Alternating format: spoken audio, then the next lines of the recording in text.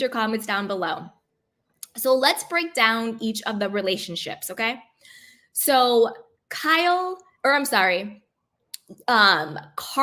and Lindsay. I call them the only happy on Insta faking it narrative. This is the couple that post on Instagram, we're on vacation, we're in love, I just got the ring, oh my God, everything is amazing. And then as soon as they hit post, they are fighting, they're not sleeping in the same room, they're beefing with each other, they don't even talk. To me, they are the I'm only happy on Instagram couple. It's all fake. I think that Lindsay was not blindsided at all by Carl breaking up with her. I feel in my gut, she and him to a certain degree were faking it the entire time. And I think that Lindsay was so delulu and had drank the Kool-Aid that she was really willing to get married to this man for storyline. And I think when the reality hit Carl that, oh my goodness, I actually have to marry her. This isn't fake. This isn't, quote, scripted. He was like, whoa, whoa, whoa, this isn't cool. This is crazy. And he had to reel it back in. Now, I have a theory on something too. And I want to be very, very clear when I say this. This is just a theory. I have no proof, no evidence. I'm not saying this is true. I'm literally saying I'm pulling this out of my head. I think something physical went down between Carl and Lindsay when she was really, really drunk, and that they're not saying that. And I think that's a huge elephant in the room. You kind of see it in how she's like, oh, Carl, blah, blah, blah, like kind of being like robotic with everything. And with him, it's like we had this really big fight and we were not sleeping in the same rooms. And the reason why I had that gut feeling that something physical happened, where I think she did something to him when she was really drunk. And I think that's why her drinking is such a focal point that he can't get over. And he's like, but you get mean when you drunk, but you change your personality when you get drunk. I'm not saying you can't drink, but when you change who you are when you're drinking, you might have a problem too. And I'm going to break down why I think something physical happened. And again, I want to be very, very clear because that is a huge thing to say about someone. This is literally just my gut feeling, something that occurred to me. By no means am I saying that this ever actually happened. I want to be very clear because A, I don't want to be sued, and B, I would never put that on somebody unless it was 100% verified. But the reason why I think something physical happened was if you watch the scenes with Carl's mother and stepfather, there is clearly a deeper issue. There is clearly a big elephant in the room that they are not truly addressing and talking about. Sure, they can say, oh, it was so wrong for Lindsay to accuse Carl of being on substances and, not being sober. And that's so horrible, which it was, by the way. Like, that's a horrible thing to say to someone who A, is sober, and B, who lost their brother to addiction, to then say on national television, what are you on? What are you taking? You're not sober. This is, nose candy Carl type situation. That's a horrible, horrible thing to say to somebody and put out there, especially if you're about to marry this person. And you do it in a way where you're not concerned for them. It's more of you're shaming them to make what you are doing look better, if you know what I mean. But the way the mother's energy and the stepfather's energy, and even at the not bridal shower or bridal luncheon, whatever the hell it was, the tension between them, something big went down. And I think they all agreed not to say what Lindsay did. And then that's kind of why you have Lindsay, who, yeah, she's coming for Carl, but she's still kind of playing this sort of fake role. And that's why I think Carl really pulled all the way back. That's just a gut feeling I have. Another thing that I was like, I'm super confused on this. This is, again, another example of two people who just are fundamentally not compatible. They are just fundamentally two different people. And when you have two people who are fundamentally different trying to come together, one second, you guys.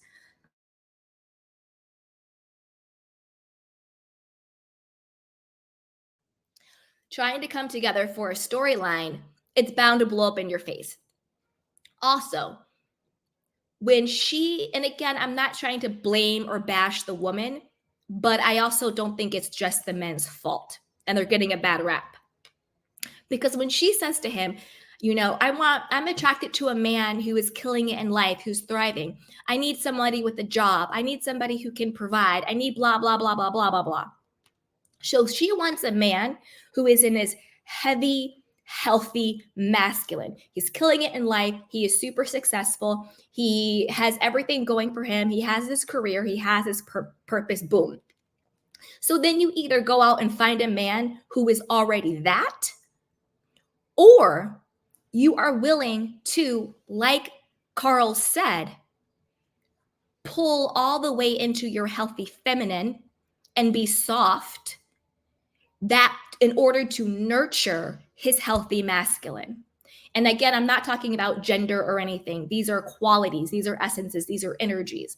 So if you want your partner to be in his masculine, the best way for you to do that is to be heavy in your feminine.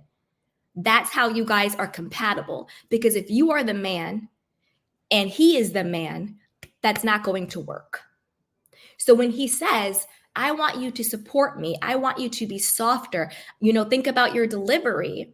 He's saying those things because there is no way that he can step into his masculinity and be the man that you claim you want when you are trying to be the man yourself.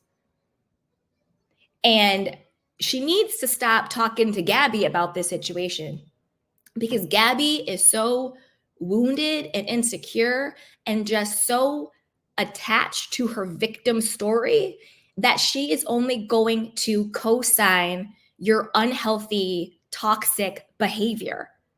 If you watch Gabby on the after show and even on the show, she's like, yeah, Carl, you don't provide. How dare you tell her to be soft? What do you mean be soft? You're not providing, blah, blah, blah, blah. When you like she just went off the deep end. She's so up Lindsay's butt. It's not even funny. Like, it's so ridiculous. You need people in your life who are not people pleaser, yes people.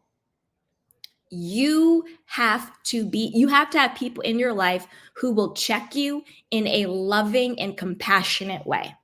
She needs a friend in her life who's going to be honest with her and say, Lindsay, you either need to find a man like the one you listed who is already that, or you need to pull back and cultivate an environment where if a man is not that, Carl, I wouldn't even know if I would consider Carl that, to be perfectly honest with you. You need to pull back into your healthy feminine so then he can flourish in his healthy masculine. Because you are not going to bully him into being a man. You're not going to yell him into being a man. You're not going to question him into being a man. What you're going to do is have him leave you, which is what happened. So that's kind of where I land with like Lindsay and Carl. I think that these are two people who are fundamentally not fit for each other.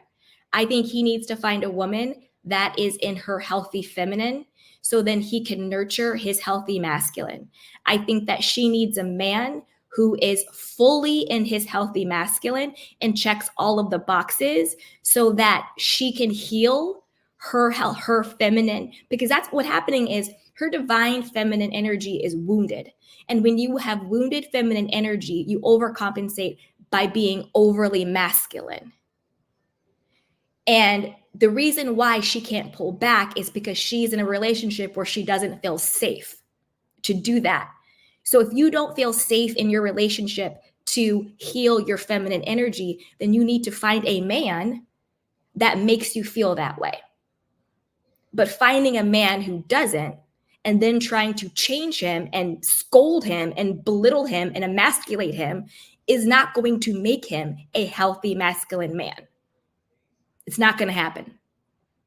It's not going to happen. And you need to stop talking to Gabby and just having her be your hype yes person. And so therefore you take zero accountability for everything going on in your life. And Lindsay, I don't care what Paige says. I don't care what Amanda says. I don't care what Sierra says. They don't like you, boo-boo. Paige was reveling. She can lie. In my opinion, she can fake and be phony all she wants about, I'm just being a girl's girl. And like, I'm here for you, Lindsay. And I can talk to you about everything. You know, this summer's so good. Miss me with the BS. I know girls like Paige. The reason why Paige has befriended Lindsay is because it is so clear that Lindsay and Carl were going to implode, and Paige was reveling in that. I bet my bottom dollar, if Lindsay and Carl were happy and healthy, Paige would not be messing with Lindsay at all. She would still be bashing her, and they still wouldn't be friends, and she still wouldn't be really rocking with her like that. Paige, unless she considers you her, quote, friend, is the only type of girl who will befriend you when you're doing poorly, when she feels like she's better than you. Because this whole stuff about someone just needs to tell her, like, you can get out of this. Like, it's okay. Paige, since when ever in the history of humanity have you ever given a damn about Lindsay? And let's not forget, Carl rejected Paige. Remember when Paige first came on the scene and her and Carl kept like doing their little thing in like the pantry, and she was like, why don't you call me during the week and take me on dates and blah, blah, blah. And Carl, I keep mixing them up. Carl curbed Paige. Remember, so don't forget that. Don't forget that Paige wanted Carl very badly and Carl curbed her. And now you're going to tell me all of a sudden Paige wants to be your best friend? Girl, bye. I think it's great that they broke up. And I don't mean that in like a negative way, like, oh, it's great people broke up. Obviously not. What I mean by it's great they broke up is because I think now the two of them can go find people or find themselves in a healthier way. This was clearly doomed from the start. The stepfather was 100% correct. I would not marry these people. Carl's mother, her energy, the way, because she was angry with Lindsay. There was an anger in her. And I think that anger, again, I'm not saying this is true. This is a gut feeling. I think Lindsay got blackout drunk and put hands on Carl.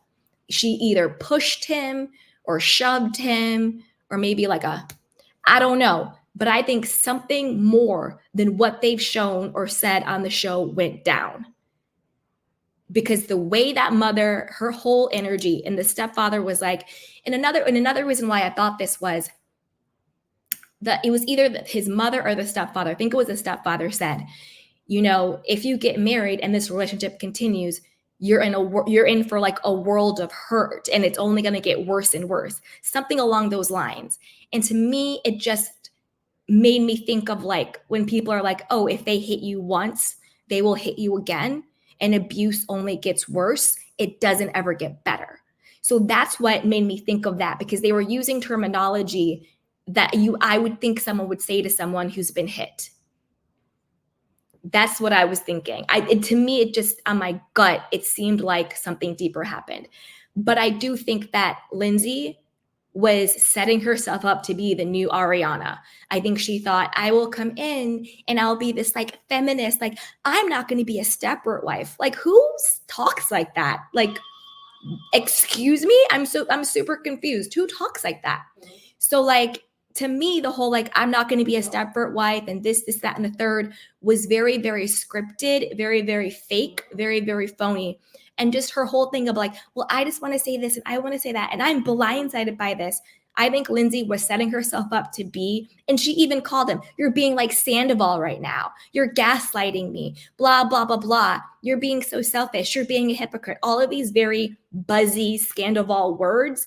The fact that you called him Sandoval, like the work is showing and your slip is showing.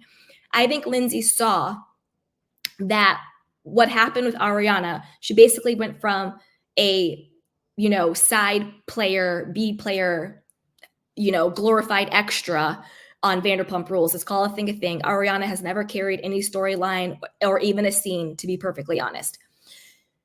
To, like Lala said, this glorified God, she's getting Broadway, she's getting Lifetime movies, she's getting brand deals and all of this money. She just bought a new, $1.6 million house.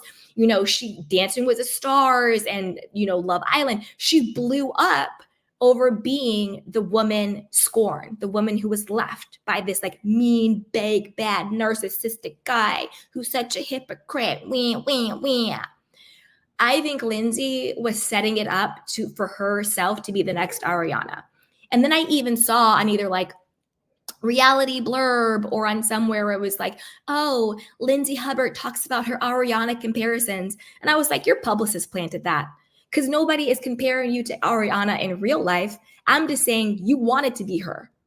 That's what you thought you were doing. But it turned out not to be what you actually were doing. You see what I'm saying? It's ridiculous. So I'm happy Carl is free. I think he made the right choice. And I don't think Lindsay was blindsided. I think Lindsay thought, this is my Ariana moment. That's what I really think happened with these guys. But it's always, I want to know what you guys think. Put it down below. All right, now let's move on to our next toxic woman. So I call this couple How to Ruin a Marriage in 10 Days. Because Amanda. I mean, if coasting in life was a person, it would be her.